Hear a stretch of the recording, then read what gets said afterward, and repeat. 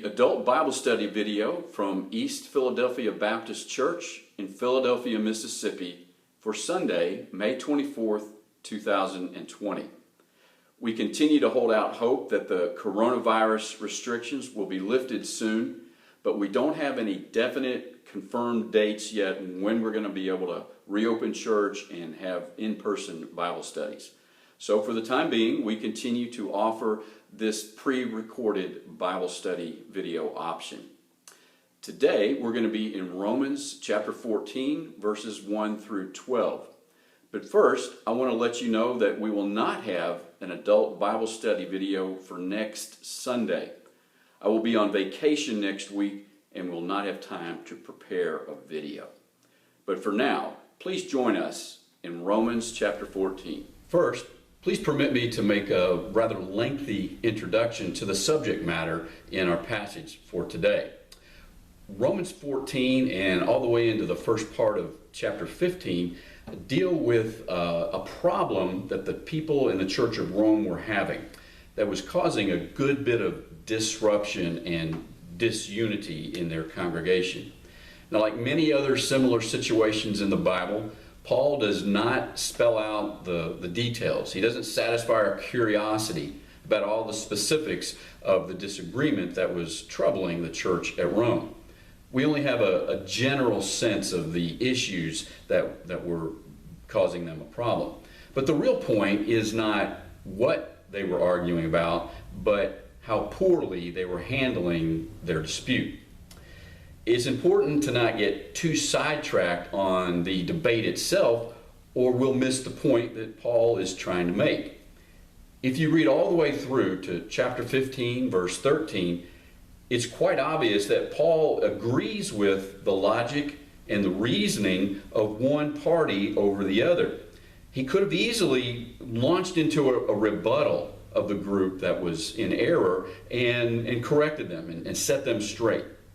Amazingly, Paul restrains himself and he focuses his attention not so much on the error, the mistakes they were making, but on how both groups were failing to show the love and respect that they should have been giving to one another. To fully appreciate what Paul is trying to accomplish in these verses, we need to remember that this whole section of Romans, from chapter 12 all the way through to the middle of chapter 15, is dealing with how the gospel should shape and transform our lives. Being a follower of Jesus is about more than just going to heaven when we die.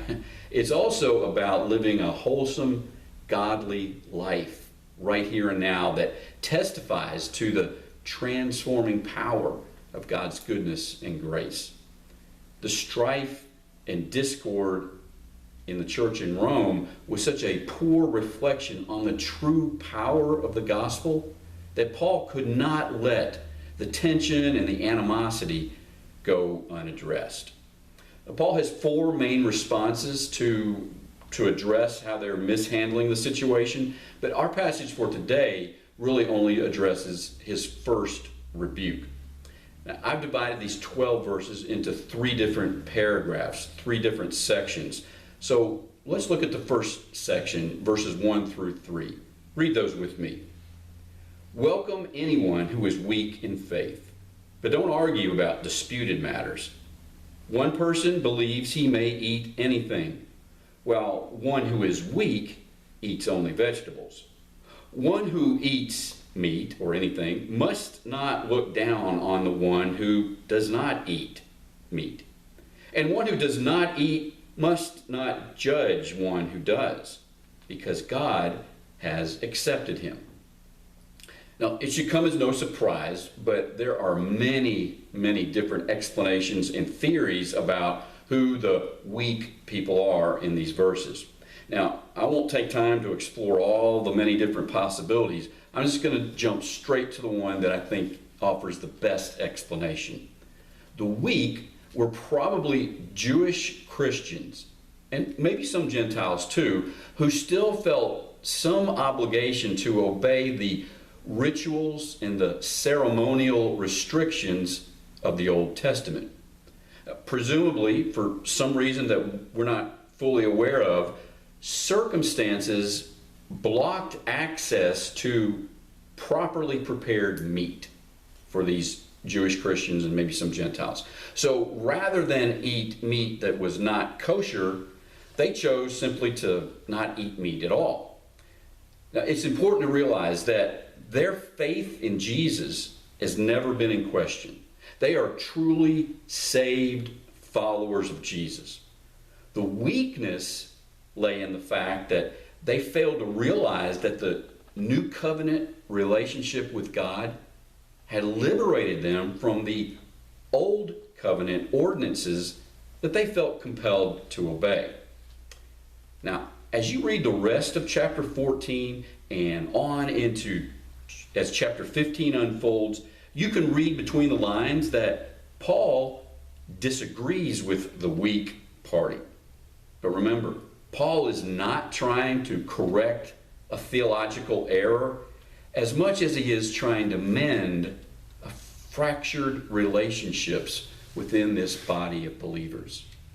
That's why he admonishes the first group. We're going to call them the strong, even though that specific term doesn't show up until chapter 15.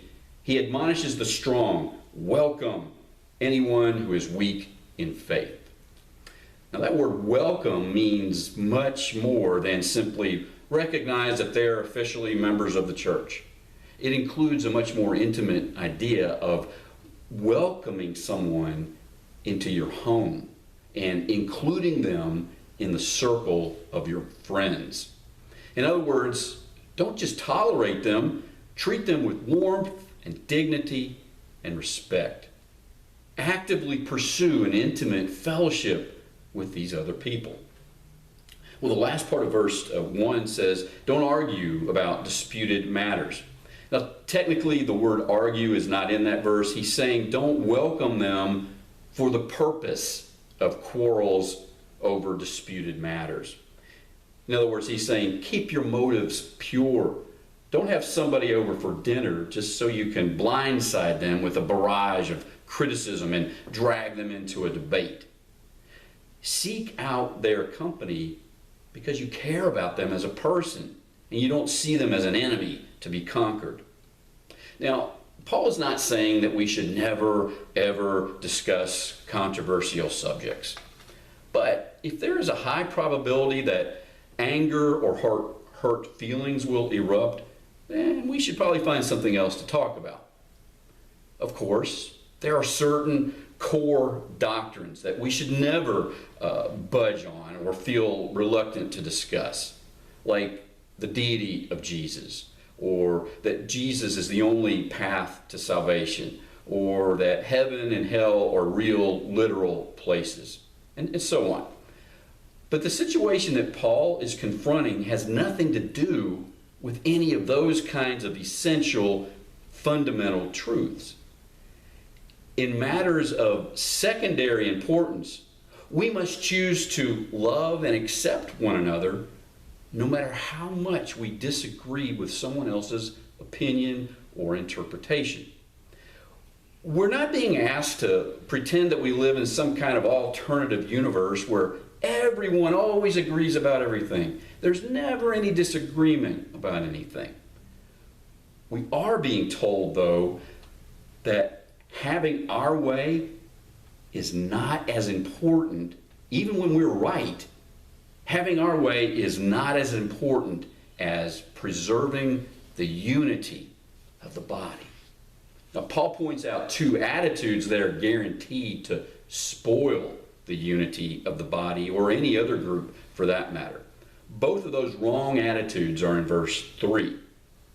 He says that one who eats must not look down on the one who does not eat, and then the people who don't eat meat must not judge the one who does. Now, either group could be guilty of either looking down or judging, but he applies the don't look down on the people who feel like they can eat anything. Now, look down means to despise someone with a disdainful, condescending air of superiority. You see, the people who felt like they could eat anything would say something like this: We are so much more advanced in our understanding of God and His will, but you're just so immature. You haven't grown up yet. Well, Paul says, don't do that, but he also turns to the other group of people who feel like we shouldn't eat meat, and he says, you're being judgmental. You're judging. Now, judge can be very appropriate. In a court of law, we want people to be judged, to be condemned when they've done wrong things. When we evaluate their behavior according to the standard of law, and when they've violated that standard, they deserve punishment. But when judging becomes a condemning thing when we have the wrong standard, that's when we get into trouble. You see, what these people are saying is, we are upholding the true standard of righteousness. We measure up, but you fall short. Now, Paul's implication there is, you're using the wrong standard, so quit judging people because you're using the wrong standard. Now, the end of verse 3 concludes the first paragraph, and it does that by repeating. It goes up to verse 1, the beginning of the paragraph, and grabs a word and repeats that word. Now, we don't see that in our English translation, but the first word in verse 1, welcome, and then the word very near the end of verse 3, accept, it translates the exact same word in Greek. Now, this style of writing occurs frequently in the Bible to signal the beginning of a paragraph and then the end of a paragraph. But it's also meant to draw special attention to that word itself.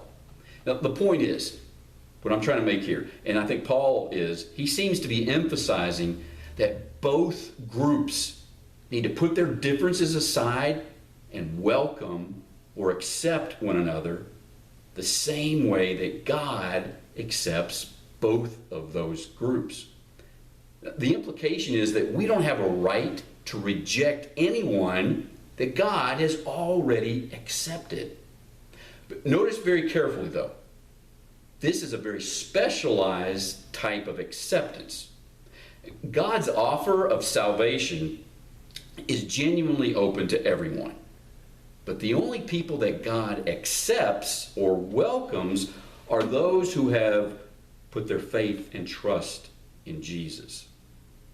God invites everyone, but accepts only the few who respond to His invitation on His terms. In other words, this is not an open-ended command for us to embrace any and every belief that walks through the church door. Now, we should be all inclusive in our love and ministry. Everyone should feel welcome in our church or our Sunday school class. But we should not hesitate to be very discriminating and exclusive in the kind of teaching that we accept or the theology that we endorse. All right, that's the first paragraph. The next paragraph, the next 6 verses, are going to elaborate on the implications of this incredible truth that God savingly accepts us, no matter what we think about some of these non-essential secondary issues. Look at verses 4 through 9 with me. Who are you to judge another's household servant? Before his own Lord he stands or falls, and he will stand because the Lord is able to make him stand. One person judges one day to be more important than another. Someone else judges every day to be the same. Let each one be fully convinced in his own mind. Whoever observes the day, observes it for the honor of the Lord. Whoever eats, eats for the Lord, since he gives thanks to God. And whoever does not eat, it is for the Lord that he does not eat it, and he gives thanks to God. For none of us lives for himself, and no one dies for himself. If we live for the Lord, and if we die for the Lord. Therefore, whether we live or die, we belong to the Lord. Christ died and returned to life for this, that he might be Lord over both the dead and the living. The bottom line is pretty straightforward. Each of us answers to the Lord for our own behavior. There are some things about your life and your personal convictions that are none of my business. Because God is the only one who has the rightful authority to criticize or rebuke or congratulate and commend you for the way you address these secondary issues in your life. Now, we will always have a responsibility to hold each other accountable for matters of essential doctrines, ethical behavior, morality, and so on. But matters of conscience should be settled privately between God and individual believers. Now, admittedly, it's not always easy to tell the difference between those two categories, essential doctrine versus private matters of conscience. But we have a responsibility to learn the difference. If we don't, then we are going to be contributing to dissension and creating divisions within the church. Now, anyone who insists on imposing his or her will on others in these non-essential secondary issues, they need to be reminded of verse 9. Verse 9 says, Christ died and returned to life, that he might be Lord of the dead and the living. Now, until you and I can pull that off, we need to let Jesus be Lord and us to be co-equal servants of that same Lord, answerable to him, not to one another, on these secondary issues. Now, before we move on to the final paragraph, verses 10 through 12, look closely at the end of verse 4. That phrase there. It says, he will stand because the Lord is able to make him stand. A person stands in favor with the Lord not by virtue of following some ceremonial rules or any other rule keeping, but by the sustaining power of God's grace. There is simply no room for pride or confidence or boasting in our spiritual accomplishments or our religious performance. We're standing because God has made us stand. It's all about his power and his grace. Well, these final verses, I want you to notice how Paul shifts from the present to the future. Look at those final 3 verses, starting in verse 10. But you, why do you judge your brother or sister? Or you, why do you despise your brother or sister? For we will all stand before the judgment seat of God. For it is written, as I live, says the Lord, every knee will bow to me, and every tongue will give praise to God. So then, each of us will give an account of himself to God. The previous paragraph, verses 4 through 9, focused on here and now, living up to the convictions of our hearts, making choices that we are fully persuaded are pleasing to God, not worrying about the other guy, but making sure that our own house is in order. Now, by contrast, this last paragraph, verses 10 through 12 that we just read, focus on the future final judgment. Not for our salvation, but to evaluate the kind of service that we rendered to the King during our lifetime. Now, keeping these 12 verses in mind, I can think of at least 3 areas that will be under review when we stand before God's judgment. First of all, consistency. How well did my actions measure up to what I perceived the will of God to be? Even if my convictions about a certain issue turn out to be incorrect, I will be judged not so much on my theological error as I will be judged on how obedient I have been to what the truth was as I saw it. If I made an honest effort to discern God's will and I got it wrong, I'm not going to be judged so much on my error as on whether or not I lived up to what I believe God was telling me to do. Well, secondly, I think we're going to be evaluated on our humility. How teachable was I?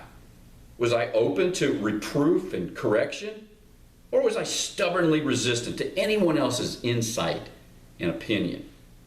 Now, making a mistake would be understandable, but arrogantly closing my mind would be inexcusable. Again, not talking about our salvation, but the kind of service we rendered to God. Well, lastly, we're going to be evaluated, I think, on how gracious we were. What kind of grace did we extend to other people? How patient and tolerant was I with the spiritual immaturity of other people? Did my maturity come across as superiority? Did I foster a spirit of unconditional love and acceptance? Or did I make people feel unwelcome if they disagreed with me? Now, before we leave these final verses, I want to point out two main aspects of judgment that I think Paul is trying to emphasize. Please forgive my interruption, but the camera experienced some kind of audio glitch at this point in the video. The video will resume in just a moment, but first I want to fill in the few seconds that were lost. I had just finished explaining that there were two main aspects of judgment that Paul is trying to emphasize. First, who will be judged? As the video resumes, we'll answer that question by looking at several phrases from these final three verses. Will be judged on that day. Well, listen quickly to these phrases, several of these phrases in these last verses. All will stand before the judgment seat of God. Every knee will bow to me. Every tongue will give praise to God. Each of us will give an account of himself to God. Pretty clear. Everybody. All. No one will escape the judgment on that day. Well, the second thing I think Paul is emphasizing is not just who will be judged, but who will do the judging.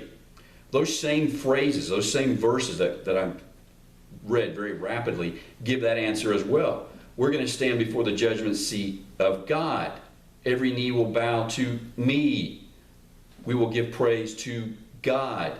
We're going to give an account of ourselves to God. Again, very clear. God is the judge. That comes through even stronger, though, if we pause and look deeper at verse 11. Verse 11 is a quotation from Isaiah 45, verse 23.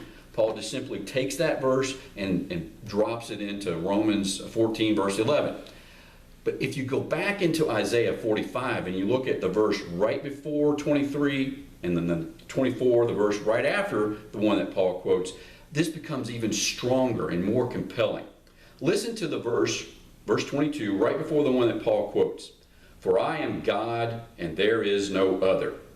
Now the verse right after the one that Paul quotes, righteousness and strength are found only in the Lord.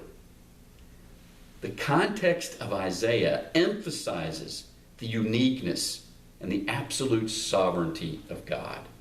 There is no one like him. He has no rivals. He recognizes no equals. When you and I let these two realities sink in, I'm going to face judgment one day. And my judge will be the infinitely sovereign, mighty God of the universe. When those realities sink in, I will quickly cease and desist judging, looking down on my brothers and sisters, and quickly repent of my pride and arrogance. That's why it's important to keep in mind the coming judgment. That will shape, at least it's supposed to shape and influence how I think, act, and feel and relate to other people right now. Well, as we close, I want to share 5 lessons that I've learned, that I've gleaned from this passage. There might be dozens of others. I'm not saying these are the only 5, but let me quickly share with you 5 lessons that I think we can draw from these 12 verses. First of all, some errors don't demand our immediate correction.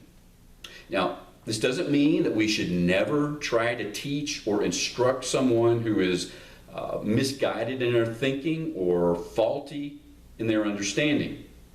But if the issue does not involve anything sinful or a major doctrine, we should be prepared to pull back if we encounter significant resistance. Everyone grows and matures at their own pace. if God is not in a hurry to correct them, then I shouldn't be either. Second lesson. Sometimes who gets hurt is more important than who's right. Now, I learned that a long time ago from a professor, and I've applied that in many different contexts, at least I've tried to, and I think that fits here very appropriately. Sometimes who gets hurt is more important than who is right. Third lesson. Sometimes God cares more about our right behavior than our right doctrine. Now let me expand that a little bit with the fourth lesson. They're really very similar, but they overlap a little bit. But let me go on and kind of expand that a little bit with lesson number 4. We won't fall out of God's favor if we make some honest mistakes along the way. Now, there's no excuse for spiritual laziness or a stubborn refusal to heed sound teaching. But if we are truly seeking God's will, want to know His direction, how we should think or act or feel on a certain issue, He will not chastise and rebuke us if we get it wrong. If we're honestly desiring His will and somehow we still get it wrong, He's not going to chastise us for an honest mistake. Well, lastly, lesson number 5. Tolerance does have its limits. Now, Paul is amazingly mature and restrained in his response. He does not pull rank on the weak party and insist that they grow up and just get in line with the truth. But at the same time, he does not tolerate their judgmental attitude. Go back and look at verse 3 if you need to review that. We should tolerate wrong thinking, incorrect conclusions, and so forth, but we should not tolerate wrong attitudes, whether it's being judgmental, like the weak group, or whether it's being condescending with an air of superiority, like the strong group. Whatever category you fall in, it's out of line. Now, those are tall orders. Those are difficult lessons sometimes to learn and to put into practice, but that's God's word for today. I'm so glad that you were able to be with us. And again, remember, there will not be an adult Bible study video next Sunday. And hopefully, maybe, if we're able to gather in person again, this might be the final video. I'm glad that we were able to study together, but hopefully we will be able to be in person from now on, and this video will no longer be necessary. Whatever happens either way, I trust God will guide and direct you. May He help us to have the humility that is necessary to obey His instructions in these 12 verses. Thank you, and have a wonderful day.